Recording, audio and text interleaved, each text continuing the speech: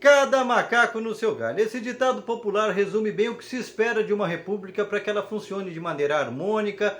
dinâmica e com os três poderes respeitando os limites das suas atribuições sem invadir o poder um do outro, para que as coisas funcionem de maneira mais fluida e o país inteiro ganhe, e que infelizmente nos últimos anos, seja pela fraqueza de alguns governantes, seja pela esperteza de alguns outros, essa barreira estava sendo rompida, muitas vezes até por necessidade. Alguns dos poderes avançaram o sinal e começaram a fazer mais do que aquilo que a atribuição legal os permite. Afinal, como não existe vácuo no poder, à medida que você tem poderes fragilizados, um começa a crescer o olho no poder do outro. E é por isso que é muito importante, nesse momento de reconstrução do país, onde a gente começa a colocar o país nos lugares, reconstruir o país tijolo a tijolo, essa iniciativa do Senado, comandado aí pelo Rodrigo Pacheco, contando supostamente com o apoio do governo federal, que coloca as regras de maneira clara sobre a atuação do STF, que nem sempre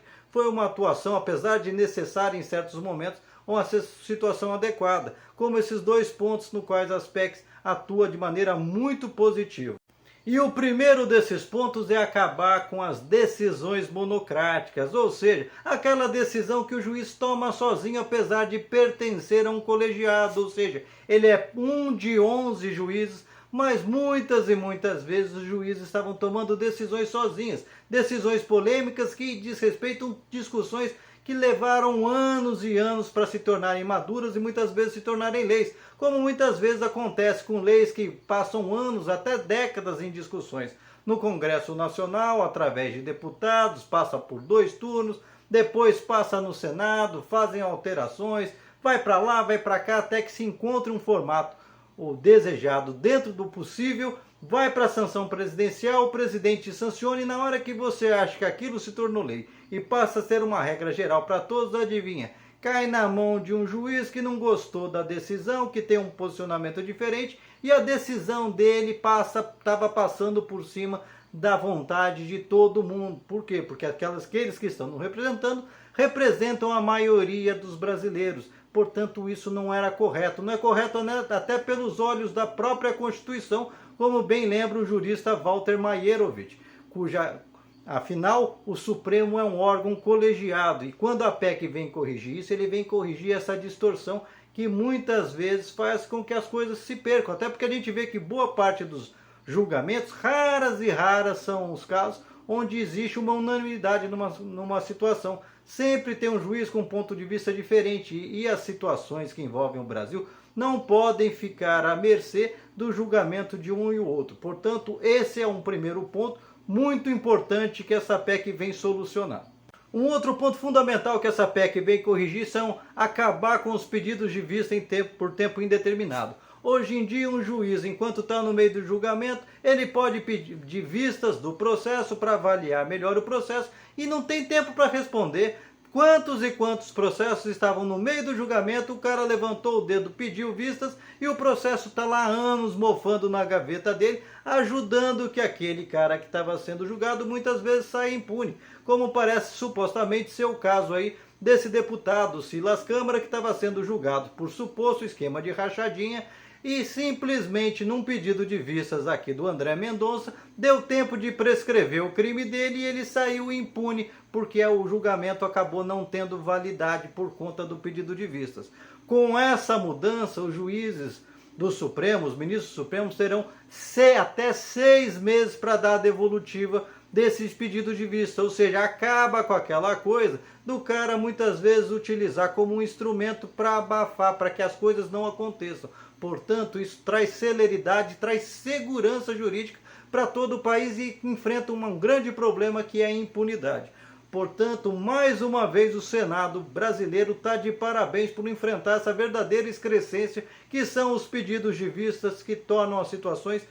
por tempo indeterminado, fazendo com que a gente crie aquela aura de impunidade no Brasil. Portanto, são mudanças pontuais e significativas para deixar muito claro o papel de cada um e que não vão afetar, por exemplo, como muita gente está com medo, os julgamentos aí do Xandão ou de qualquer outro juiz. Os julgamentos continuarão, mas com transparência, com tempo pré-determinado para que não haja dúvidas sobre as situações, para que não fique na politicagem do que perdeu ou que ganhou, mas para que o Brasil possa ter segurança jurídica para avançar. E por isso, mais uma vez, está de parabéns o Senado, em especial o Rodrigo Pacheco, que enfrentou toda aí a sorte de reações, ameaças e outras situações e agressões e fez o que era certo. É assim que um país tem que ser. É para isso que existe o Senado. Aliás, essa semana ele jogou um duplo bolão, uma vez que ele é de Minas Gerais, e o governador Zema está ali dando calote há 5 anos sem resolver o problema dos mineiros, colocou a dívida pública de Minas Gerais numa situação incontornável, impagável, e estava sacrificando aí empresas estratégicas de Minas Gerais, da qual dependem os mineiros para ter luz, para ter água em casa, e ele foi lá de maneira corajosa, está costurando um acordo com o governo federal para garantir a federalização dessas empresas, para que os mineiros tenham a garantia de que esses serviços não vão ser interrompidos por uma empresa ambiciosa que só quer lucro, como acontece com a Enel aqui em São Paulo, resolvendo um problema que o governador Zema mais uma vez se omite em vez de solucionar, porque esse povo fala muito e faz pouco. Portanto, parabéns aos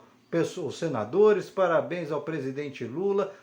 espero que a Câmara também vote rapidamente isso daí, para que isso se torne uma regra geral muito brevemente, porque é preciso transparência jurídica, é preciso que cada um respeite os seus limites, incluindo aí o Supremo Tribunal Federal. Nenhum poder pode estar acima do outro, nenhum brasileiro pode estar acima do outro. E aqueles que estão achando ruim precisam rever seus conceitos, porque num país onde se preze, a quanto mais responsabilidade você tem de servir, mais você precisa ter humildade para a exerção desse cargo. E o Pacheco, Lula e os senadores deram essa demonstração de humildade e coragem a